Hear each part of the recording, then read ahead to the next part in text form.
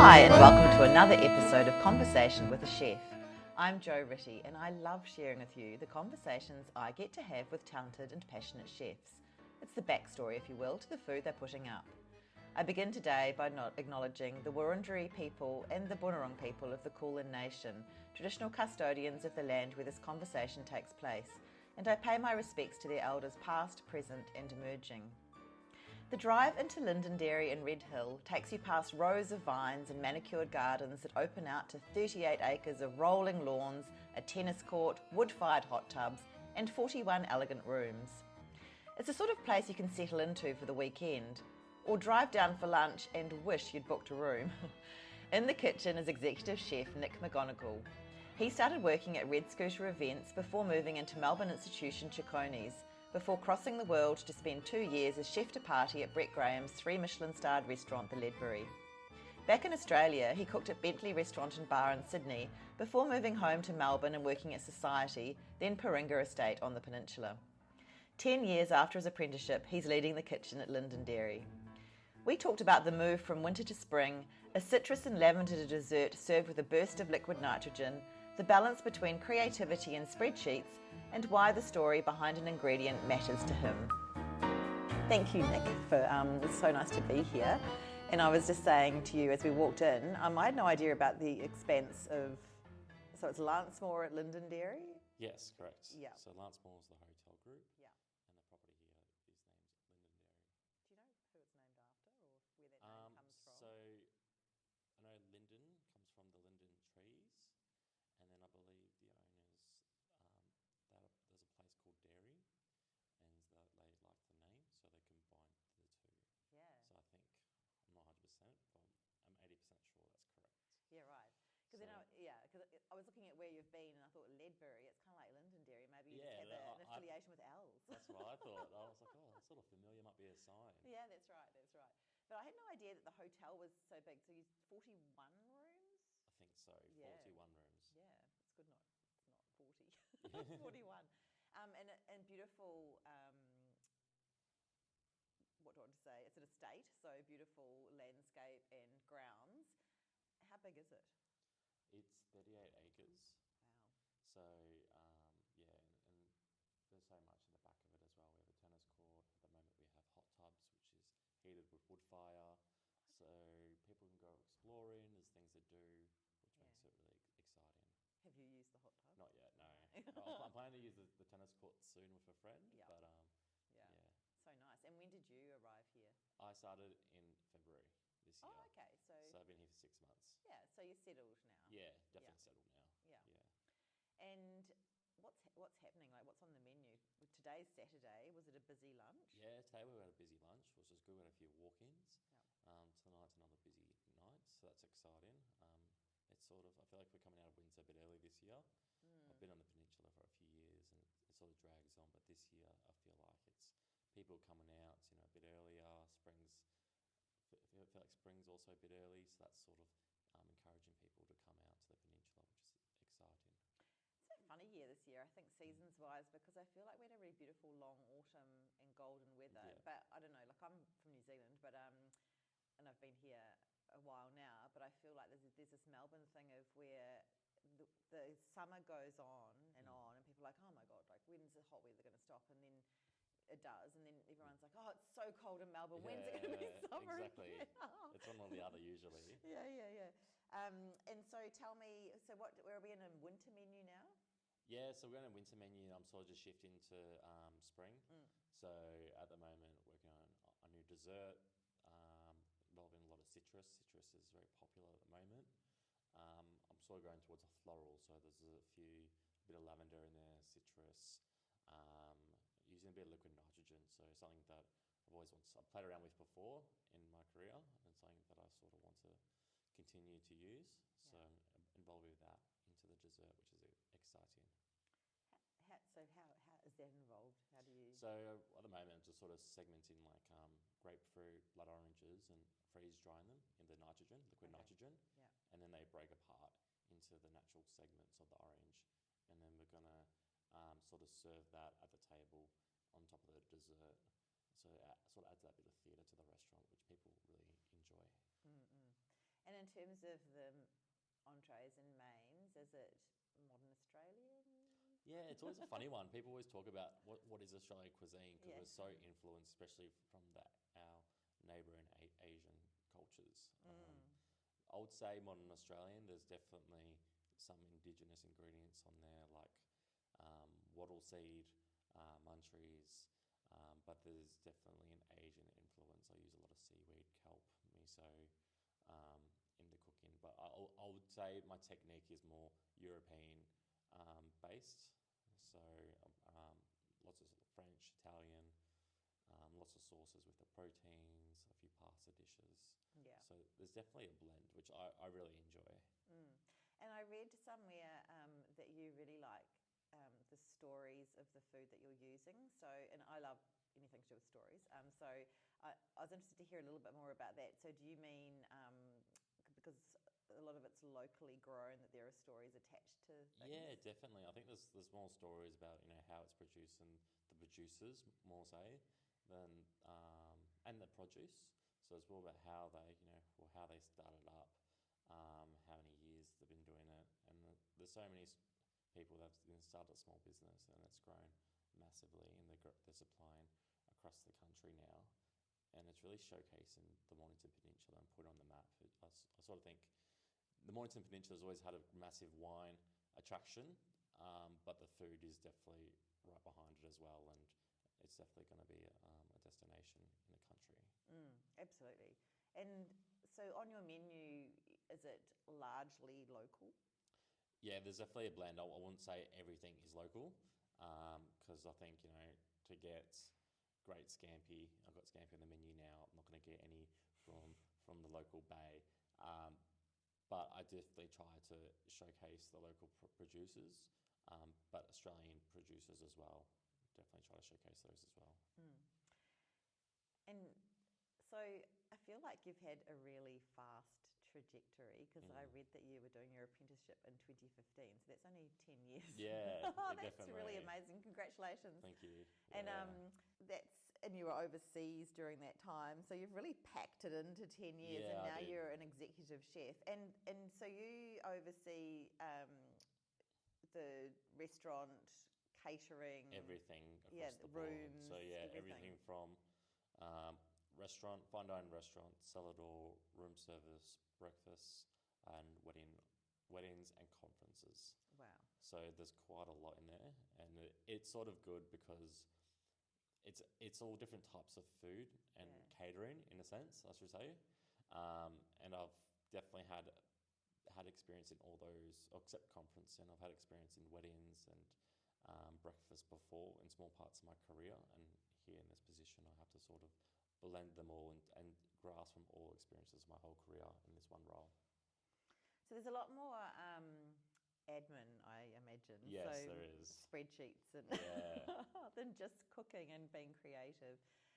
But you came out of the kitchen, so you're obviously still on the pans. Yes. Yeah. Is that important to you? It is, and it's always, especially this last couple of months, it's always trying to find the balance. It can be easy getting stuck in the office, and then it's not fun.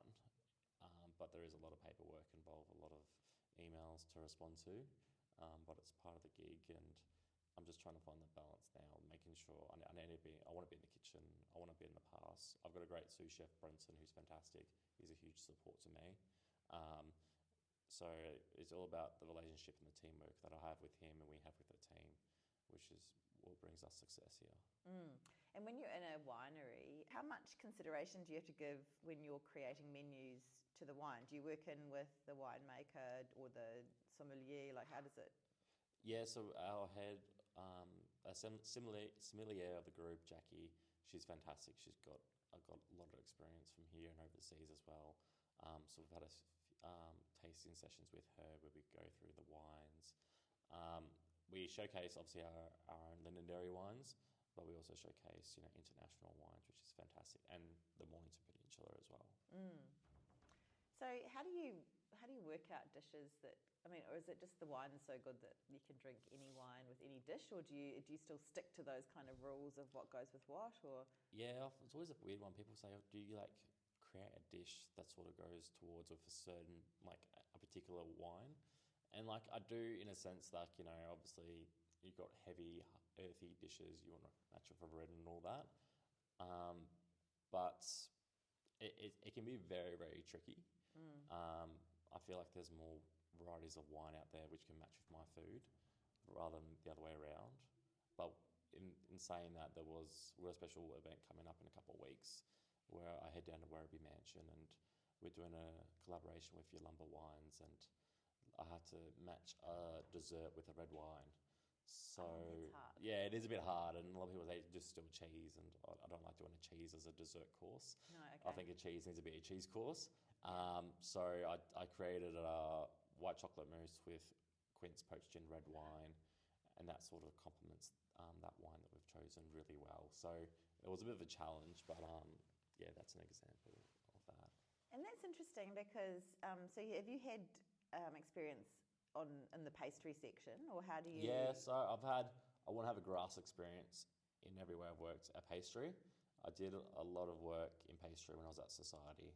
Yeah. So that was a really big pastry kitchen, and one of my good friends at the time, Cass, she was a head pastry chef there, and she's fantastic. She taught me a lot. She was very patient with me, but she also pushed me a bit there, and that was sort of my first main exposure of pastry. But obviously, you know, witnessing pastry of other restaurants I've worked at, I may not have been part of the section, but you pick up a lot of things just by observing, whether it's flavour combinations or techniques. Although at the time I wouldn't really fully understand it. Looking back at it, I sort of put the pieces together now, and I'm sort of using those lessons now. Because I feel like we often say, oh, pastry, it's so, you've got to have the exact right measurements and all of those kinds of things. But I guess when you're doing fine dining, you have to be pretty exact as well. Yeah, you sort of do. I would definitely say pastries are very technical and very precise.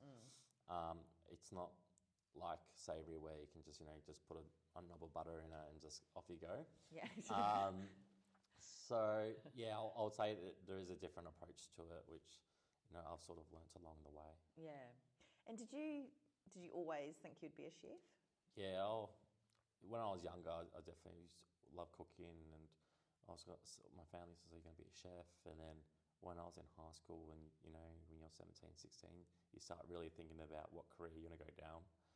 And at that time, I was just like, "No, I'm not going to be a chef. The hours aren't great.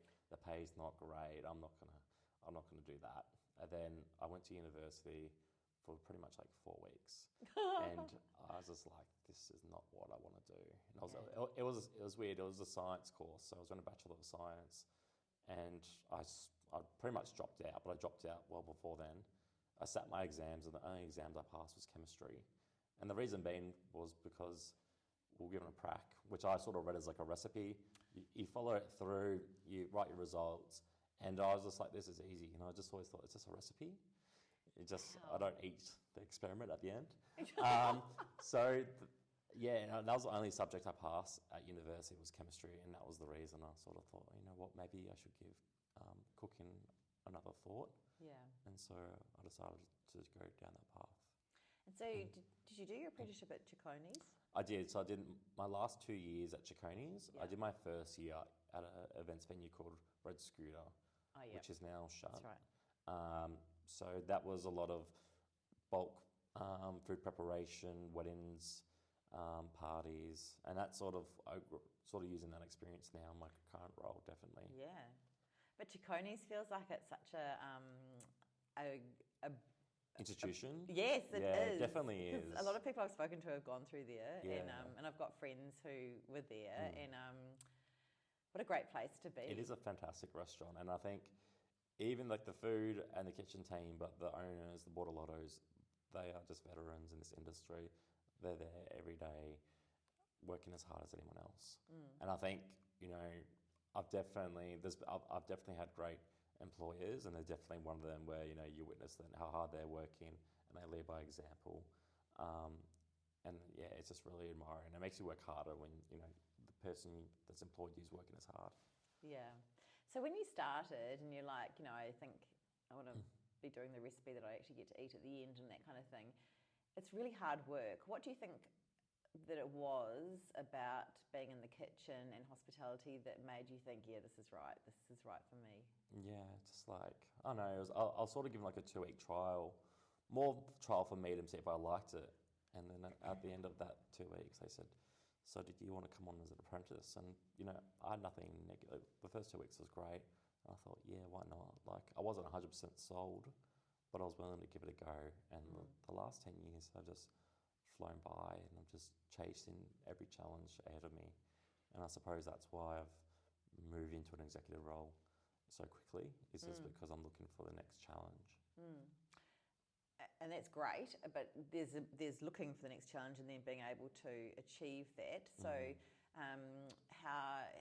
what have you done to improve your skills or your outlook or creativity? Is it creativity? Is it Creativity? technique? Yeah, it's definitely, creativity is definitely a tough one. Yeah. Especially when the new season comes around and you're not sure what you want to do, and you can sit there and think, and you can look through books, and you start developing a dish, and then after a few trials you're like, nah, this isn't going to work, and you remove a component.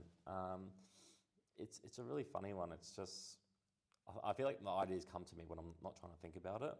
So especially if I'm just having a day off or something, I'll go out and an idea, I just jot it down, and I just try to use that later on when I'm trying to develop something different.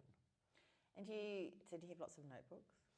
I just use my phone, really. Oh, yeah, that's right. You're a young person. That's notebooks. What are they? And so then, are the ideas inspired by? Obviously, they're probably inspired by what's available and produce and so on. But do you look at cookbooks? Are you inspired online? Is it everything? A bit of everything. Yeah. Definitely cookbooks. So I've got a big collection of cookbooks, and cookbooks can be quite heavy. So take up a lot of space. Instagram. Yeah. Whether it's something I've cooked in the past that I'm just thinking about, like, I could do that puree, or I could use that technique with a different vegetable or something. It's just, I don't know. Just like what's the word? Just a summary of all my experiences, I should say. I was going to ask, can you still be surprised by flavour? And you mentioned that you're using native ingredients. It's good to be introduced to those things that come from the land. Do you get surprised by flavour? Yeah, definitely. I think I'll need to go out and eat more. Go eat out more. But yeah, there's definitely times I go out and it's just like there's flavour combinations, or there's an ingredient that I haven't had before, and I'm shocked. And then it inspires me to go to use that ingredient. So there definitely is. Yeah. So when you get a new ingredient that you haven't used before, what do you like? Do you research how to use it, or you just go on intuition? I do play a bit of research initially, but I think there's always a bit of risk if you just try something new, try something that no one's done before. It's a bit like Josh Nyland, Josh Nyland has changed his industry and for the better, just because he thought differently about all the cuts of fish. So definitely there's a bit of both, a bit of using other people's experiences and then trying to create something different and new. And so 3 years in, you went overseas. Yes. Was that important to you to get that experience? Definitely. I think Was that from the talk around other people, or you?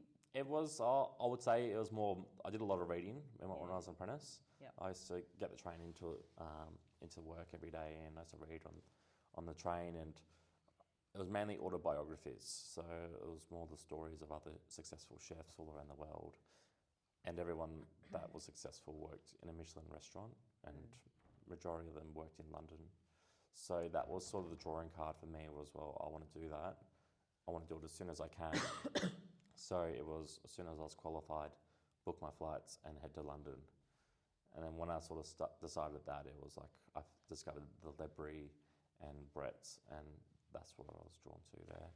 So this always intrigues me when a chef just go to London and they end up working in Michelin-star restaurants and so on. So when you go and you've only got you're 3 years in, do you go with references and stuff, obviously? There's a lot of people. I was very lucky that Olympia Bortolotto from Cecconi, she had a connection with someone that used to work at Ledbury and had he was Australian and came back and obviously made a career down here. So there was a lot of favours of really good people helping me out that didn't really know me, that set me up to do a stage there. So I did a stage, which is pretty much a free internship. Yes. And then I obviously asked them if they were looking for anyone. So you started off picking herbs? What was it? I started off in the bread and petit four section at the Ledbury. So it was like probably right at the bottom after the kitchen hand. So it's just cutting bread was one canapé and then doing the petit fours. Yeah. So it wasn't a huge amount, but you know, the attention to detail and execution was at another level. So although that wasn't as difficult, it was challenging at the start. And then as you progress through the sections, it gets more difficult, more advanced. So that's just how Ledbury works, because you start off with the canapes and then go into entrees, hot entrees, garnish, and then you're on sauce and fish. Yeah, wow. So was it a culture shock when you got there? Yeah, definitely. I think it had a great kitchen camaraderie culture. Everyone helped each other, but everyone was working very, very hard. And it was like high pressure. Everyone, you know, is working long hours. Everyone's tired. People were stressed. So it definitely was. I did, like, Cecconi's sort of had that as well, but not at the quite same level. So yeah, it did help me that I was at Cecconi's. I was doing high numbers, but to do it at that level was definitely a shock. Yeah. I like the idea that everyone was helping each other, though, because you can get kitchens, I guess, where definitely. it's all cutthroat. I've definitely heard horror stories about chefs sabotaging other chefs and all that, and it's not great. And you know, especially there's a few chefs which are a bit old school, and they have that mentality now, and it's sort of it's getting stamped out, which I think is good for the better. Absolutely. And did you get to travel a bit while you were there? Did you go to like France or anything? I went to Amsterdam, wow. Berlin, and Italy. So there was a couple little short holidays there. Especially when you're over there, you know, you're an hour flight and you pretty much go anywhere in Europe. So that was one of the benefits. Yeah, amazing, and get to try some different flavours and things. Yeah, definitely. Yeah, different ways of doing things. Amazing. And when you came back here, you worked at Society. Yes, I worked at Bentley first, and then I worked at Society. Wow, and that was that would have been amazing. Yeah, it was. It definitely was. Especially, I had a couple of friends that worked at Bentley, and one was there at the time. And, it sort of got me my foot in the door. It was a great experience. I learned a lot there. I wasn't there. I was just under there for a year, but I learned a lot in that time. Yeah, and then the draw of the peninsula. So you were at Paringa. Yeah. So the draw for that was definitely, I grabbed the experience. I was running the Lillian Pass when I left Society, and I wanted to develop things. I had all these ideas in my head. It's funny, as I was talking before, how it's hard to find ideas, but at the start, you know, you had all these ideas that you want to try out. And to go to a smaller restaurant like Paringa, given the opportunity to, you know, develop ideas and work on my own sort of cooking was something that I was attracted to, and then I was given a head chef position after 9 months. Wow, yeah. And that step up where you know, because I think when you're sous chef or in some of those other roles, you have a level of responsibility, but suddenly when you're head chef or executive chef, when you're having to, as we said before, get into more of the spreadsheets and think more about food costs,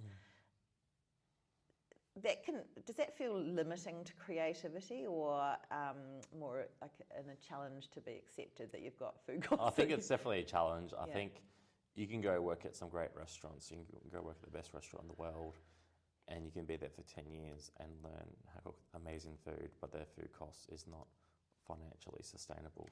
Yeah. And I think that some people got to be aware of when they do that, go over there and they come over here and they get given a head chef position, they're going to make it financially sustainable, because that's really important. And you want people to continue to come out and, you know, dine at your restaurant.